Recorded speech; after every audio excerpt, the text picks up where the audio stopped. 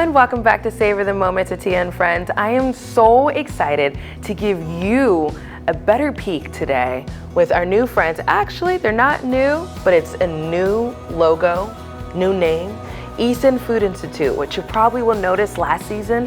We were here with Cyril J and Chef Nick from Hampton's Meal Prep, and we were learning more about their journey. But now today, I feel like I want to savor this summer and learn more about Easton Food Institute and what they're doing with their foodpreneurs and the farming industry.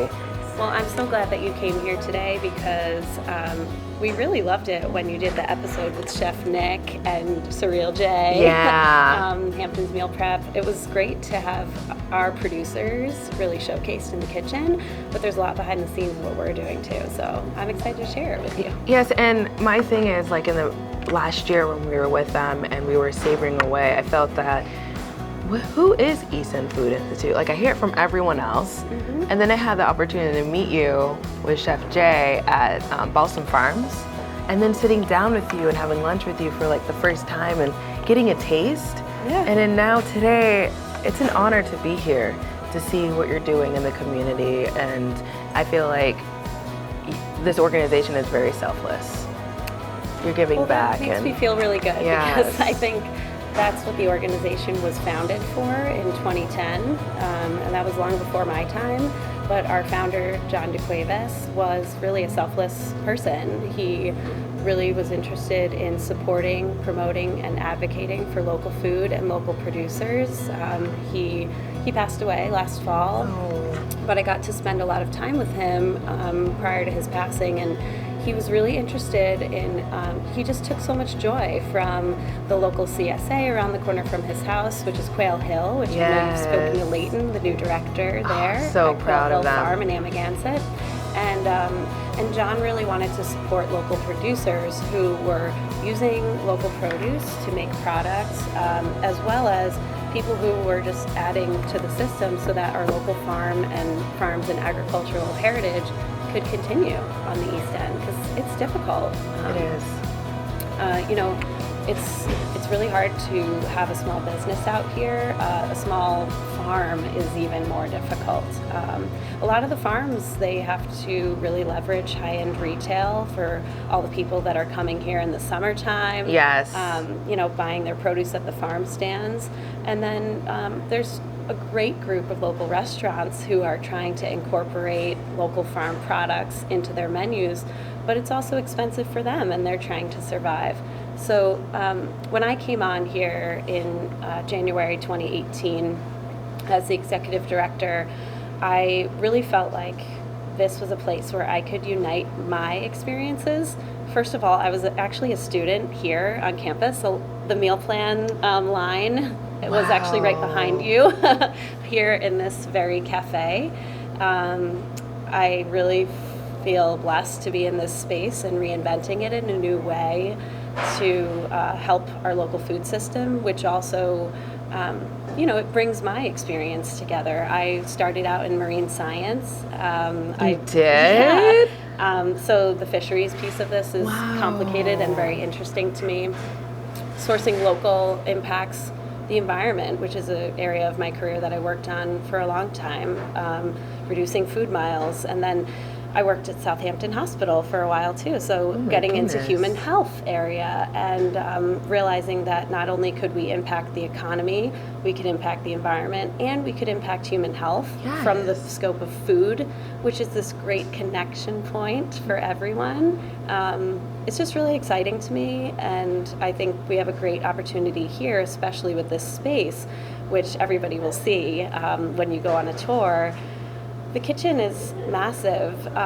We have a great opportunity to process local surplus produce from farms, help the farmers have a chance to increase their income, and also help to improve access for not only the people who could afford to go to the farm stand or the farmer's market, but also people that are, you know, middle income, myself, families that are living here, and then also people that are leveraging food pantry and social services. So, do you do a lot with the local food pantries? We do. On the East End, or is there just a central area that you primarily focus with?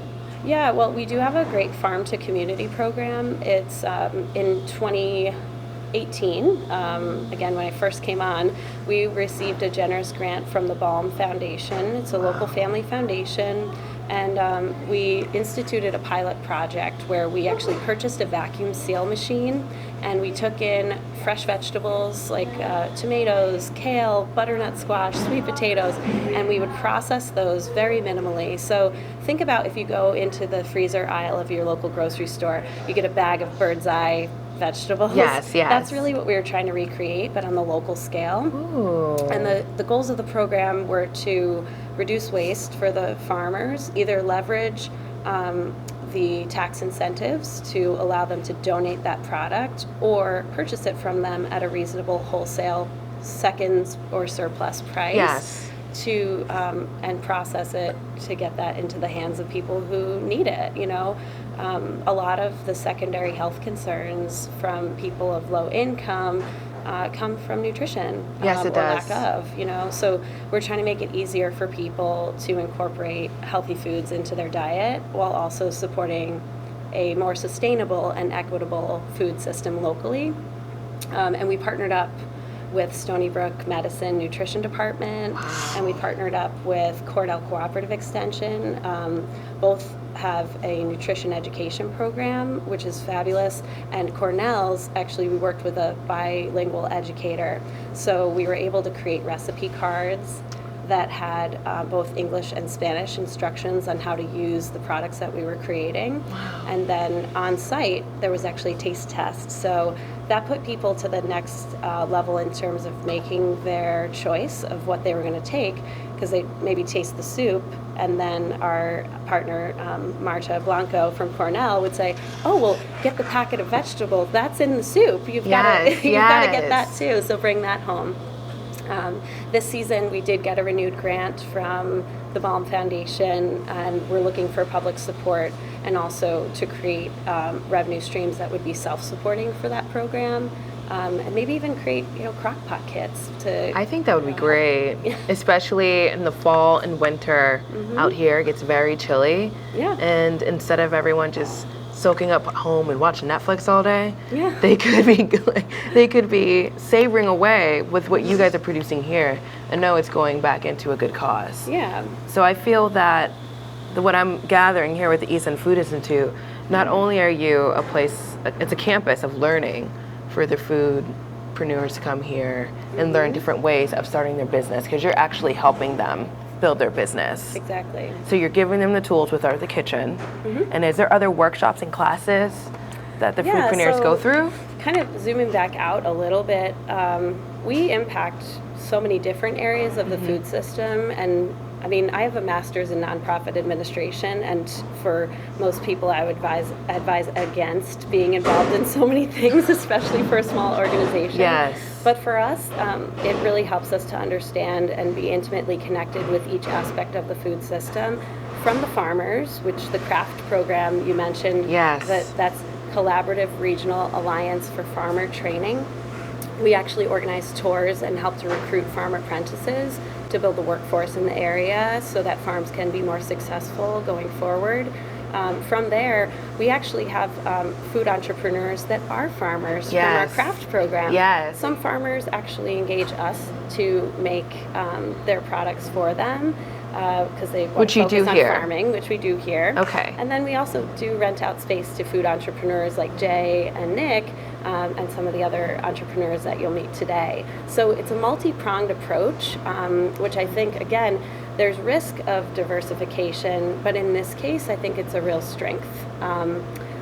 In terms of the cafe, we have our options for lunch. Yes, 11 and I'm to just 3. I hope you'll be eating lunch here today. I will be diving into Taco Tuesday. Yes, we have an awesome chef, Esther, from Mexico, and we've given her the creative freedom to make whatever she wants for Martes Mexicana. Oh, I love that. So sometimes it's tacos, sometimes it's one week they made empanadas, all different kinds of delicious treats.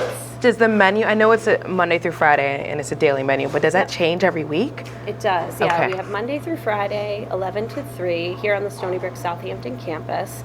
Our menu changes on Wednesdays, so it depends on what is in season from the local farms. Sometimes overrun of product that we've created for farm products will go into the menu.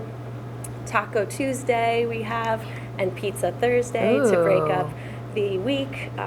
So Pizza Thursday. Is that home-sliced pizza? Yes, it is. Okay, Delicious. I've had. It's so pizza, good. Delicious. Yes. And I've had that with Chef Nick. Like he actually introduced me to the frozen pizza. It's a great product. It's so good. And that's a good example of somebody that's really trying to work on their business model. Creating a product line is not easy. The food business is very, very difficult to get into and sustain. You have to invest a lot of money up front and make a lot of mistakes to figure out where to land. Yes.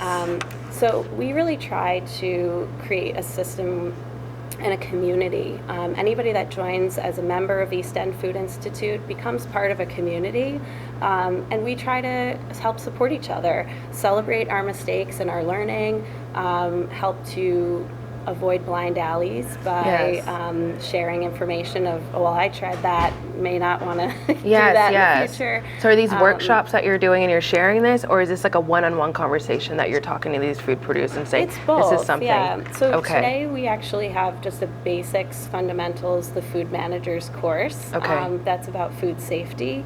We have a monthly lunch and learn that we invite anybody in the food entrepreneur community to come and just address whatever issues that they have. But we also try to create curriculum around that to standardize it. And we have a lot of great partners with the Farming Education, Peconic Land Trust, and Cornell Cooperative Extension, Long Island Farm Bureau. All of them are really wonderful partners.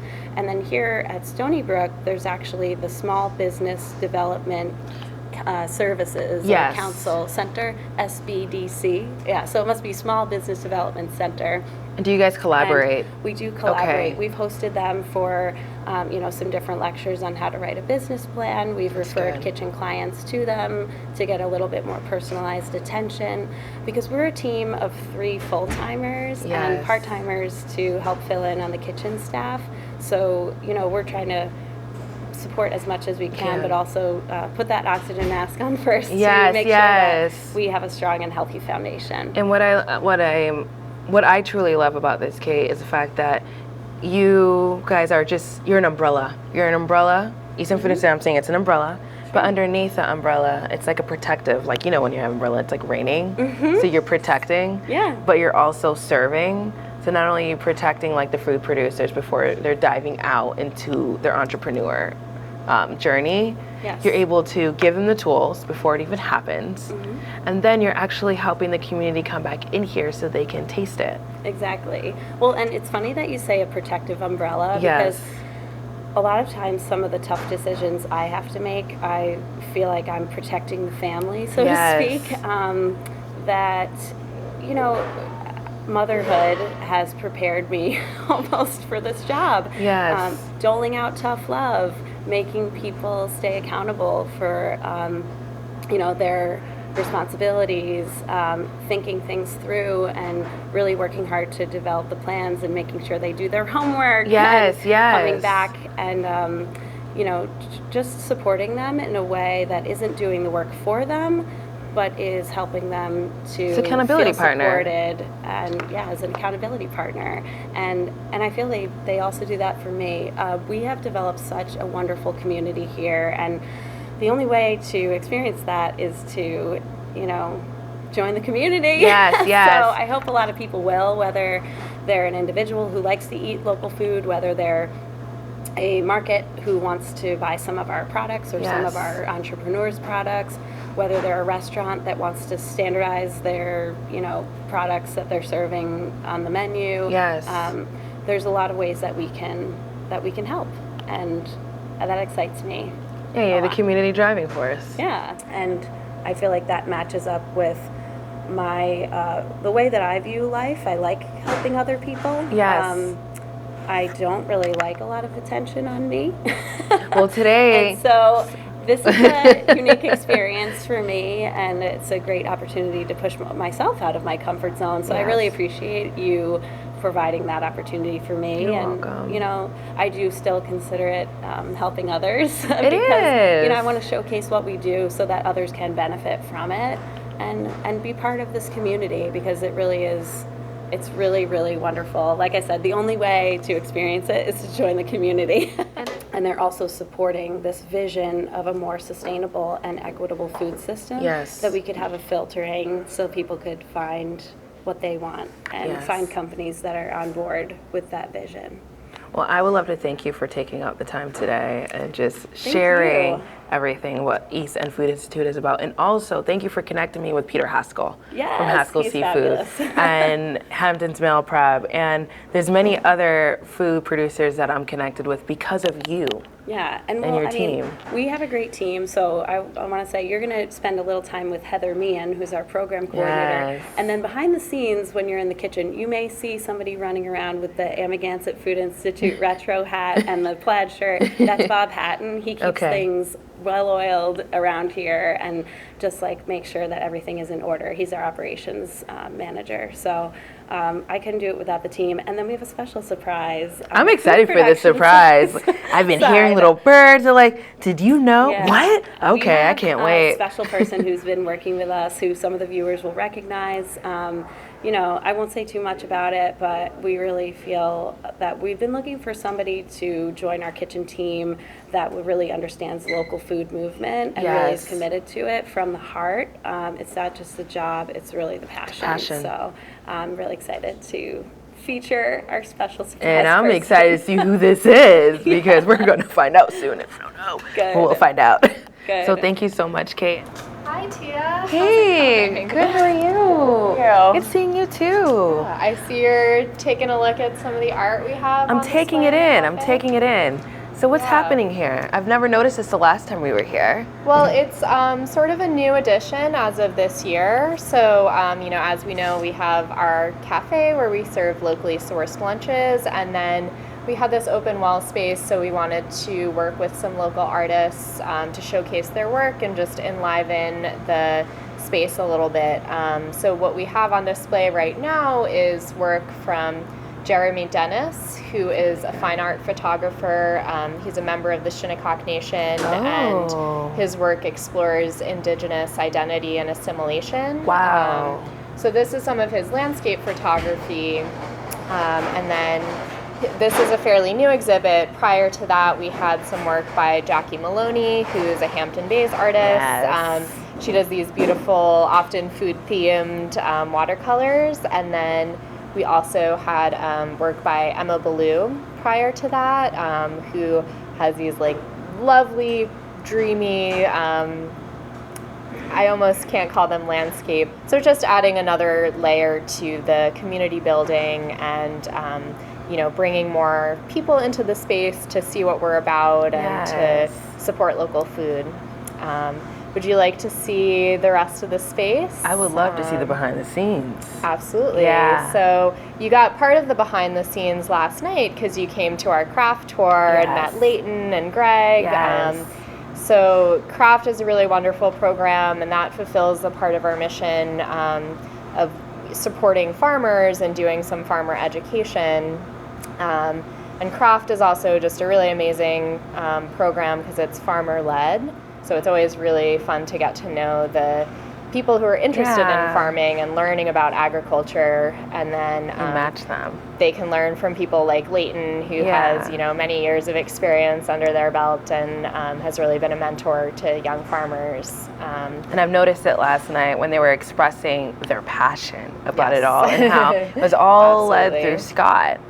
Because Yeah. Scott was their mentor. Yes. And I'm just like, wow, it's like full circle. I mean, we're so fortunate to have Scott Chaskey here in the Yes. East End. He's really, you know, he is such a huge figure in the CSA movement and just organic and community farming in general. And I know you also met Greg Kessler Yes. from the Hoppy Acre, and that's actually why I'm really excited to show you the kitchen, because all of the hot peppers that Greg grows over in Amagansett, he and his business partner turn into hot sauce here in our kitchen.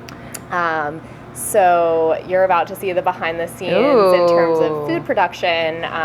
And the kitchen has multiple layers, which our chef will talk to you about a little bit more. Everyone keeps smiling when they're saying this, so I'm like, what's gonna happen? Well, it's very exciting. And we do value-added production for farms, which means that we take in their bounty and make sauces or pestos that they can then continue to sell at their farm stand.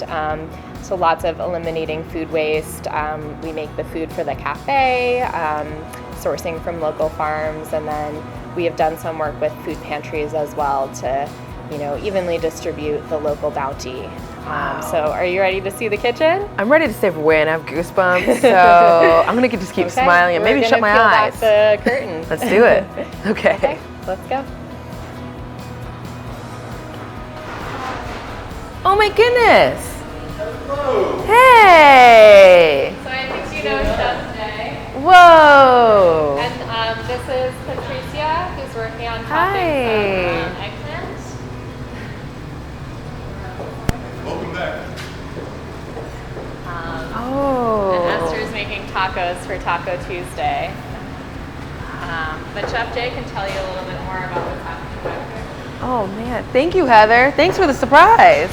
Hey. Oh my goodness. Welcome back here. Nice to see you. Nice to see you too. This is a good surprise. Yeah, well, always. It's always nice to see you. Always nice to see you too, smiling away.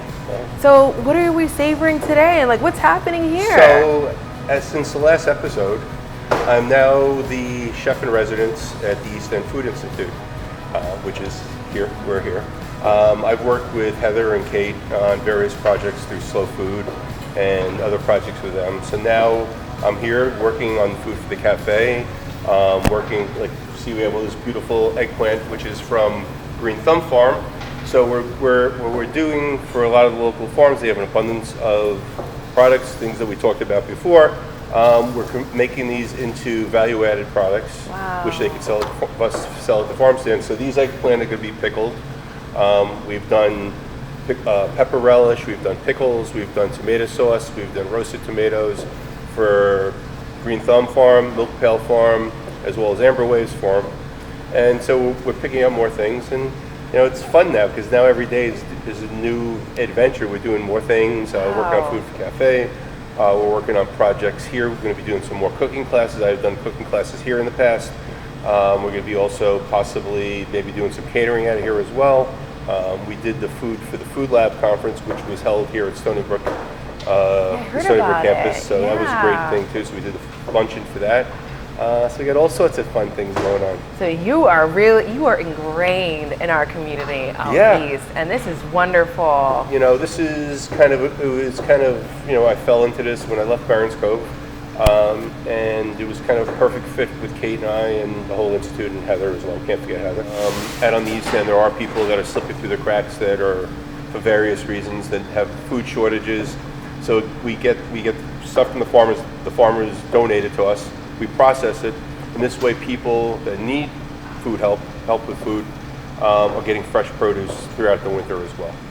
There's other producers here. Someone making hot sauce, kombucha. Yeah, I met Greg. I met Greg the other day. So we have all sorts of people. And in kombucha here. is charity. Yeah. I know charity. There you go. Yeah, a little bit of spice. Yeah, we all know everybody here. So it's kind of, we're a community. Everybody knows each other. Yes. Which you obviously know. You're part of it. You've helped commute the everybody knowing each other. So it's it's a great place. Well, thank you so much, Jay. You're welcome. And I look forward to seeing you. And we have a date in the kitchen. I know. I'll savor that day. Yeah. Okay. My savoring calendar. Yes, I know that's right. Well, thanks for coming. Thank Good you. to see Such a good surprise. It's All such right. an honor to meet another food producer Thank you. from the East End Food Institute. Thank you very much. It's really a pleasure being here. This has all been a very positive, overwhelming little journey That's beautiful. that I started. I'm a food producer here with the East End Food Institute, and I mainly produce soups. We have a couple of them sitting right here.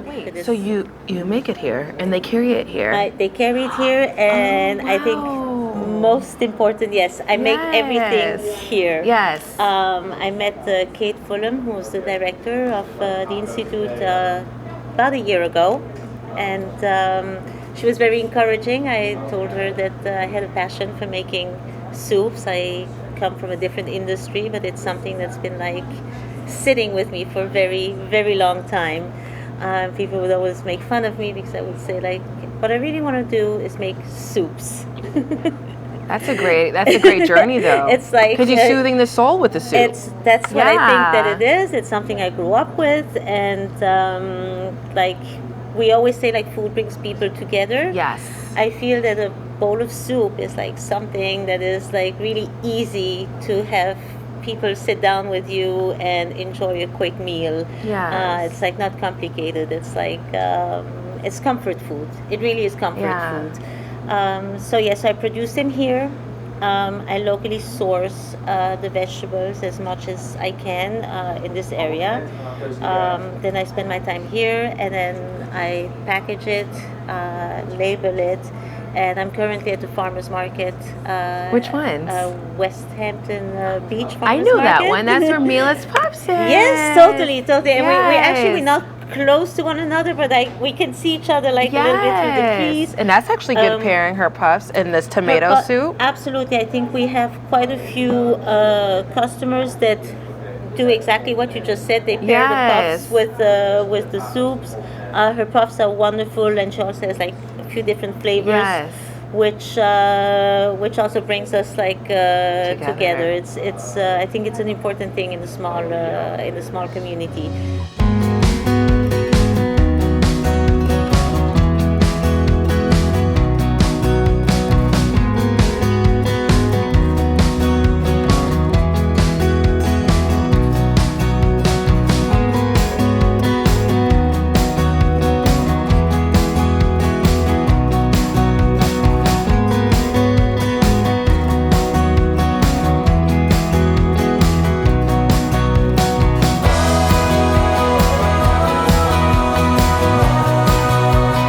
So everyone, thank you so much for stepping away with us at East End Food Institute.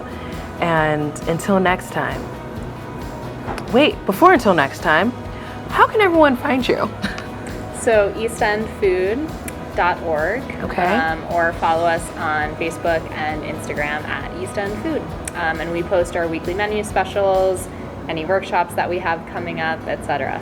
So East End Food. That's East all you End gotta Food. remember. East End Food. So I'm gonna dive into this savory dish.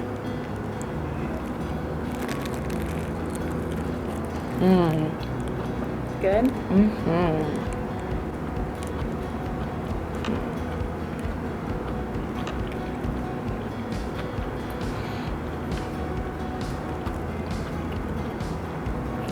Until next time, everyone, I hope you're savoring away.